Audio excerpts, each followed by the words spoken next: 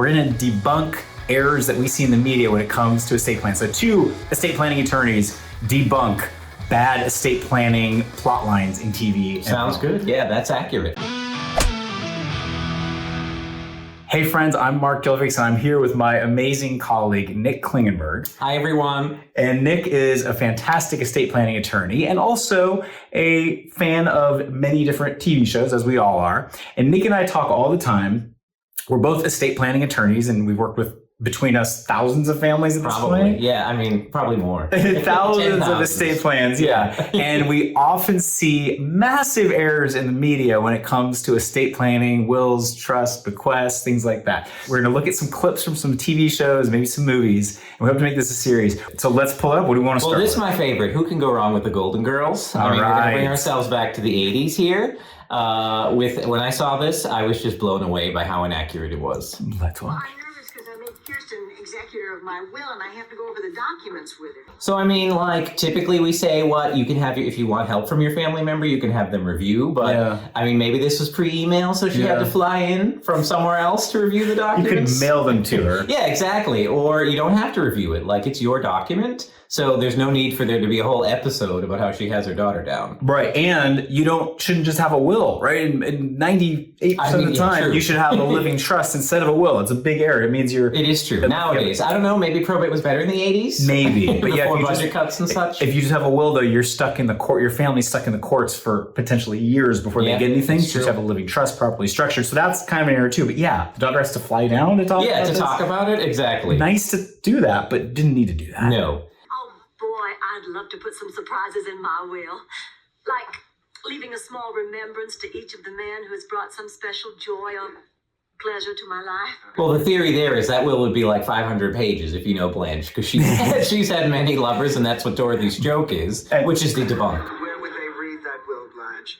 The Astrodome? And how would she know all of them and list them all? She'd have to go back and you can't just say everyone I've slept with would not probably fly in court. You need to be a lot more specific than that. Because we do have clients who sometimes ask, like, well, I'd like to leave it to everybody who has helped out with my nonprofit over the years. Like, okay, well, we need a list, or you need something definable so people can actually know who that is. Yeah, otherwise you'd have to use an air search, or I guess you'd use, I don't know what you would have used here. But the other problem is that with Dorothy's witty joke, I mean, and this is a common theme in a lot of these, you don't read the will. I have never once had somebody, I mean, you read it when it's delivered to you, if you're getting notice of the will, but you would never sit in the Astrodome and have it read aloud. Even if there were thousands of people named. Right, exactly. Just get that would be it. pointless. Yeah. Because it's like, what does reading it have to do with the legitimacy of the documents? That is the biggest thing. I don't know where that came up, the reading of the will. I'm sure some lawyers do that here and there, but it is not required. It is not a normal process. People get it mailed to them if there is a will or a trust. So. Or they can go down to the court and get a copy, but you're not going to gather everybody named in it and like read a ceremony. The ceremony is actually the signing. That's maybe what people think when they're like, I'm going to read it and get together, but it's really to sign it before you die. Yes, that would be the closest thing. Yeah, I would say, because people have asked me, oh, this isn't untrue. You do read the will. Well, you read it before you sign it and meet with the witnesses, but you don't do it after death. And you don't have to include your family in the reading of the will. No, you wouldn't. Then you'd have an interested witness. That'd be a big problem. That's a good point. Another problem. Yes. I'm sure we could find a clip about that. Make people do crazy things. Like what, Blanche? Like killing people. So what do we have here? We have the Slayer statute. Yep. So how does that come in? Oh, well, good question, Nick. So if you kill somebody and you're an heir, you don't get your share. If you murder someone, the law doesn't want to encourage people to murder people, which makes sense to me. It does. So if she killed, so wills, I mean, I suppose they do make people do crazy things sometimes, but killing someone would not be an effective way. No, it wouldn't. I mean, here it has to be first degree murder, I think. It can't be manslaughter. So that's the only way it would trigger. But in other places, it might not be that high of a bar. But basically, you're right. If you kill somebody because you think you're going to inherit from them, you don't get anything. You don't get anything. They don't want to encourage murders. There was review the estate papers. I figured it was a perfect excuse to come for a visit. Yeah, here we go again. Like she's going to fly in from out of town to review the papers. Well, I would say that is a good excuse to come visit, though. That being said, to Miami. Depends on the time of year. Stay with your mom and her old friends. I don't know. Well, they're very charming. It's the Golden Girls. It is true. It is. So that I think is actually a nice example. And here's actually a kind of a tip is like if you have a wealthy aunt or uncle who doesn't have kids, you should probably visit them. I can't tell you how many times a wealthy aunt or uncle has said, well, that nephew comes and visits me all the time. That niece hasn't. I'm going to leave that nephew a big chunk of my estate, but the niece is getting nothing. So visit your loved ones for good reasons too, but there are some self-interested reasons. Yeah, I actually have a story. One of our old clients who had no children, she left, same thing. She left $1 million to nieces and nephews, each of them. Yeah. And one Thanksgiving, apparently the woman wanted a ride home from the niece. And the niece was like, sorry, auntie, I'm too busy. I don't have time to take you home. So as soon as we opened on Monday, the woman came in and she was like, that niece didn't give me a ride. I want her out. So basically, she lost $1 million because she didn't give her aunt a ride home. The $1 million car Uber? ride. Yeah. The $1 million Uber. Yeah, exactly. That's what it was. What a big mistake. She's kicking herself now. Be kind. I mean, maybe she is. I don't know. But she probably would be. Yeah. I would be. That's a really interesting point. We have some stories about that. Like the reasons people include or exclude, they're totally justifiable. Wow. Okay. Yeah, it's a real thing. Here it is in the cookie jar. Look at my will. Mom, you keep your will in the cookie jar? So many. Why would you not keep your will in the cookie jar? I mean, yeah, that's where I keep all my important financial papers. It is. I mean, one, it'd be lost. I mean, you could have it destroyed. Or eaten. Yeah, I suppose. Like a fortune cookie. Although that person may not have capacity for eating their will. Right. That's a good point. It's also a literal fortune cookie. Yeah, I guess so. Yeah. But no, the problem here is you want to keep it in a safe place. You don't want to leave it in a cookie jar, or even you don't want to have it at home, because if you have it at home, then and you can't find it when you die, the presumption is that you revoked it. So that's why you should leave it with your attorney. Yes, don't leave it in a cookie jar. That's a terrible idea. But in Hollywood, it's fine. Yes. These numbers don't make sense. They can't be right. There's nothing here. Of course there is. I mean, there's nothing close to what should be here.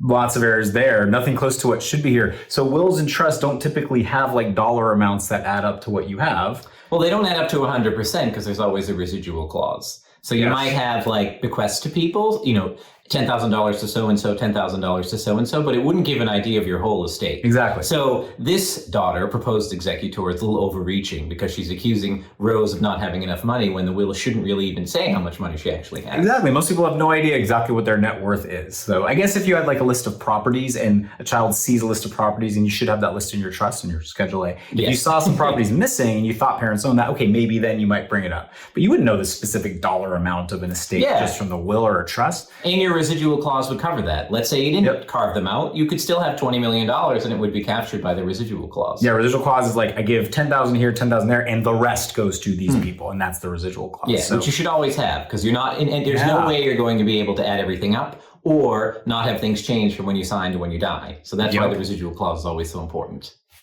Love it. So, is that it for the... That is it for the Golden Girls. Golden Girls, lots of problems. I know. You would, know. Of and all this the is shows, only episode 2, so who knows? Episode 2. Who knows how many more there are? And of all the shows, who should get it right? You think the Golden Girls with the elderly something right, but weren't they like in their 40s or something? No, 50s. They're supposed to be in their 50s. Come on. Which apparently people didn't age back in the. It didn't age well. Back they like tried to make them look like 20 years older than they were. Well, speaking of the elderly, let's fast forward and say, okay, let's say that Blanche or somebody did need to go to a nursing home. Here's a good scene about how Hollywood thinks this would happen. Saying that she shouldn't live alone anymore. She can't manage the telephone. Before you do any more serious damage to yourself or your grandchildren's inheritance, you're going to stop living alone right now. I'm not going to that nursing home. Then I will go to court and I will get a durable power of attorney over you and I will place you there. And kill me now. So here's a question. How hard is it to get somebody to go into a facility when they don't want to go?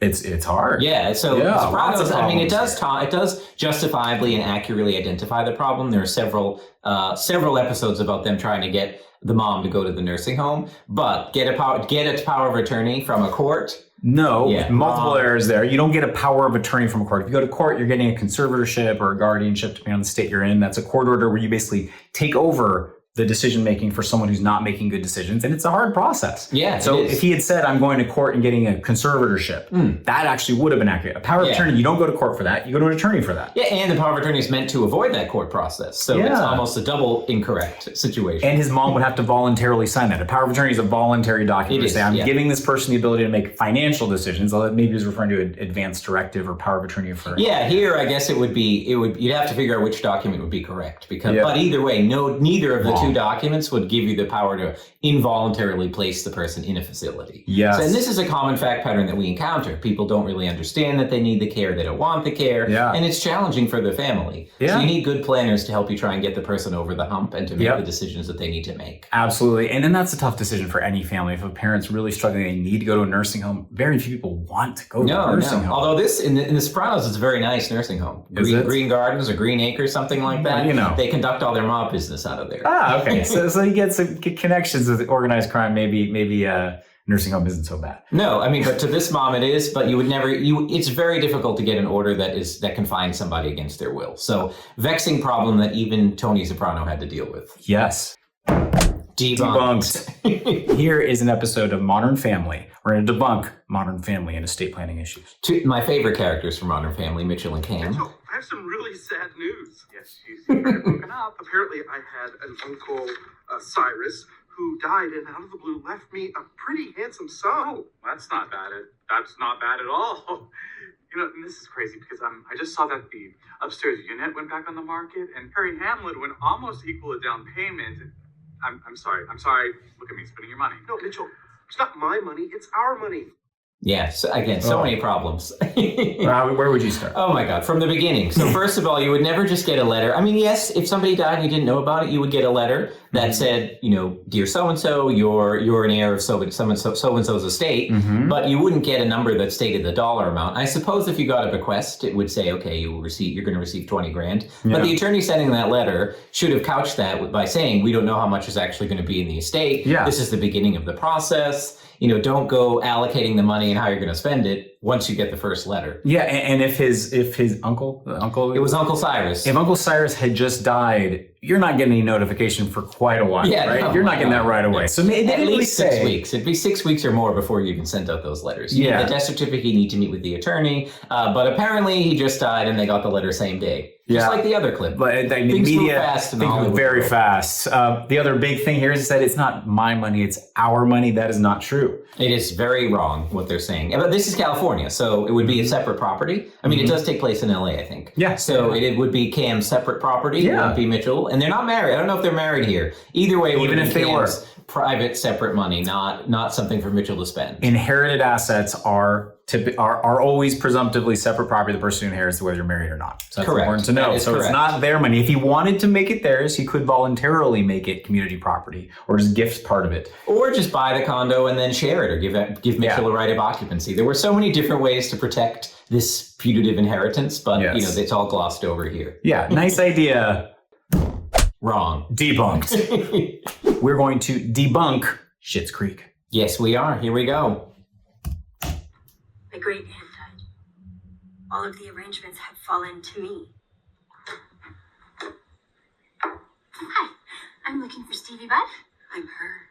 Hi, we spoke on the phone. I'm Elaine from West Street and Healy. I have some personal effects that were willed to you and some documents for you to sign. What is this? That is the deed to the motel. Sorry? Maureen Budd owned the motel. Was she of sound mind? Well, according to her will, she wanted you to have it. So many problems. So many problems. Come on. Okay, what would you call out first? Well, first, it seems like, at least maybe this is how it's edited. The morning of, Stevie finds out that the aunt has died, and then the same day, the attorney shows up with a deed that's conveying the property to her. Yeah, bequests are not fast food. No, and oh my gosh. And also, even if it was the simplest administration in the world, it wouldn't happen the same day. No way, not even, there's not even a death certificate yet. No, I mean, but maybe, who knows? Maybe she had a trust and he didn't need the death certificate, but typically there's a survivorship period.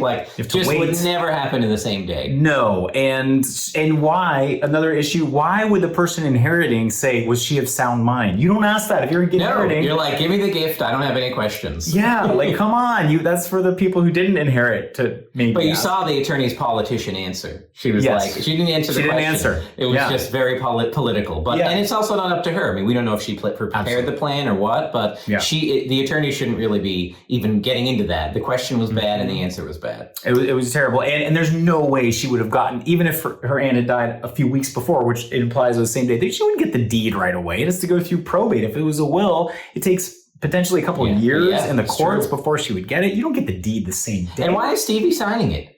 So they're there to say, okay, here's the deed, but I mean, it will be signed by the trustee or the executor. Right, It wouldn't exactly. be signed by the recipient. I guess she could be both. But also earlier, this woman, on whoever her name is, she seems to have a whole plan, but somehow she didn't make any arrangements. All the arrangements fell to Stevie. I don't think Stevie is the next of kin. Yeah. Because earlier in the episode, she says, oh, it's my aunt's sister. Your aunt's sister would be the one who has priority, not the niece or whatever it is. It's just so bad. But this is filmed in Canada, so maybe they have a different set of Well, but isn't it supposed to take place in the States? Indiana? Shit's Think it takes pretty- place yeah, in so Indiana? it'd be U.S. law. Yeah. Here's the other one.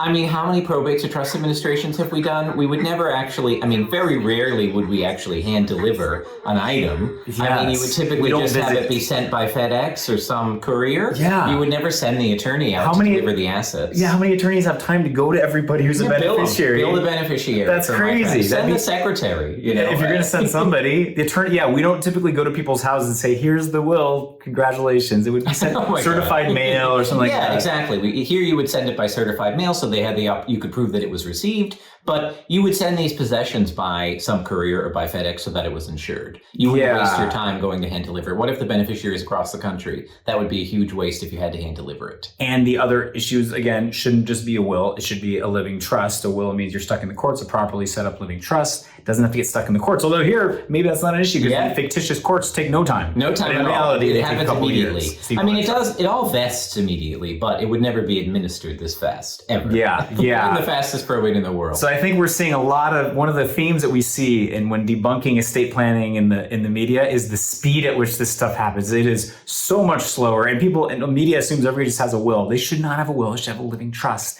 That's faster. It's more private. It still takes a lot of time though, because these are multi-million-dollar issues sometimes. Yeah. She you don't owned want a this motel. happening. Yeah, that motel, who knows, could be worth at least six figures. Yeah, I mean, it's somewhere in Indiana. I don't know. Maybe. Well, okay. Edit that out so that Indiana people don't get upset. We don't want to be hated by the state of Indiana. That's right. So debunked. Okay. So again, I don't watch this show, but I just happened to see it. It was on maybe at a restaurant, and I was like, or at a doctor's office. I remember this episode. My parents watched this, and I saw this clip. So we are debunking the TV show New Amsterdam. Your mom left this hospital, her home. Our home. She was manipulated to do it by you and your greedy cronies. There's the bequest department. What's the word I'm looking for? Multiple employees in that office. Hey now, that's very insulting, Dr. Goodwin. Yeah, you wined and dined Joanna Nova until you convinced this poor woman to donate her family home to us instead of her actual family. Every hospital has a department like this. Ours just happens to be an industry leader. Me and my team, we fill holes in people's lives that their own families are neglecting. Now I ask you, is that preying on them? Or is that providing a necessary service? Well, the way they portray this hospital is just like the evil hospital, basically, because it's like an overreaching, undue influencer in terms of this guy. It's just so bad that the idea that a hospital would do this to the person. Right. He could just say she did that voluntarily. He doesn't say, well, didn't we provide us? He didn't even deny the fact that they wined and dined her. So I don't think anybody in a bequest department, I've never in my life seen a bequest department. No, let alone one that has multiple cubicles. It's like a whole hospital doesn't need the donation. They have so many employees. I mean, they're wealthy enough. The donations can barely afford to pay the salaries of this. So we have worked with clients who've left large bequests to like Stanford Medical School and other hospitals, but there's no bequest department hospital. It might be planned giving or legacy departments, but it's like a couple people, and it's usually part of a big organization. I've never seen a foundation. It's typically to like a foundation that supports the hospital. It would be very, very rarely to the hospital itself, just because they usually try and sever the charitable entity from the active entity in the hospital. But also the fact that they would encourage this guy who, to your point, admitted that he was out there whining and dining the person. Talk about undue influence. Isolating him from her family. His family wouldn't take care of him. Let me take you out to dinner. Let me make you feel good. And the woman, I mean, we don't know the facts about the patient, but she was probably in a precarious situation in the hospital, and therefore would not have been in the position to then say, I want to leave my money to the hospital. And there's actually a presumption in the law that if you leave money to a professional caregiver, there was a presumption that it was undue influence. It can be rebutted. Hospitals don't really stand in that position, but if there was members of the hospital team doing it, but also, so we don't know all the facts. I think the episode kind of goes into this in more detail. So maybe it wasn't undue influence, maybe it was, but it's weird that the hospital bequest officer wouldn't immediately push back and say, we didn't cause her to do that. She chose to do that, rather than kind of admitting that they wanted a party admission. That's like prima facie evidence. It's crazy that they were in the wrong. Yeah. But also the fact that the aggrieved heir went back to the doctor. The first thing you should do is get an attorney, not go to the doctor to complain. The doctor doesn't have anything to do with it. He's just trying to do his job. But he then goes and investigates it. So he must not be very busy. Yeah, exactly. What kind of doctor has time to talk to the person, walk into the gigantic bequest department, and then flag it for them? No, doctors would not do that. First of all, I don't think most doctors are really pissed off if a bunch of money's coming to their hospital. We've never seen that. But if he did suspect some wrongdoing, he'd probably do it in writing. But yeah, he's a busy guy. If I've watched the show, I think he had a lot on his plate. So well, not enough. Yeah, exactly. And there's no bequest department that I've ever seen. And yeah, if you have an issue, if you're worried about undue influence from a hospital, which we've actually never seen, maybe caregivers, there's been worries about that. You don't walk to the doctor who works at the hospital. You wouldn't challenge them. You would challenge the office. You would contact a lawyer, and they would contact the legal department of the hospital, and they'd work it through. Exactly. But yeah, so... And I think this episode did explore that maybe they helped the mom out. We've edited it out. Yeah, and there are cases, though, where families completely leave a parent on their own, or there's a family problem and there's a terrible relationship. So we do have clients who have significant assets who do leave all the money to charity instead of to their kids. But that's a unique situation. It happens. So it's not like this never happens, but the way they frame it is like ridiculous. Yeah, as if the hospital was the one with its handout saying, leave it to us. Yeah. It's better when it comes from the perspective of the person, like, oh, they cared for me and I want to leave it to them. Yeah. Not the hospital being like, leave it to us. We made you feel good. We took you out to dinner. We cared for you. Is that so wrong? It is wrong. It is actually wrong in the eyes of the law. Yeah. So there's ways to overcome that if you have enough of other evidence to the contrary. But debunked. Thank you for watching. Estate Planners Debunk, or whatever we call this. Yeah, exactly. There's got to be a better name. I feel like there is. Which I've thought about it, but I haven't come up with Leave a comment if you have a better name for this series, by the way. Comment, like, subscribe. Let us know if you have any other ideas for we can debunk. Yeah, that would be so convenient. Like, put a comment in there if you think something is wrong when you're watching TV. Then I don't have to find it myself. Yes, let us know. Anything you saw, anytime you see estate planning in the news, or sorry, not the news, in TV or film, and you're like, is that right? Let us know via the YouTube channel. Leave a comment, and we will look at it and we'll debunk it.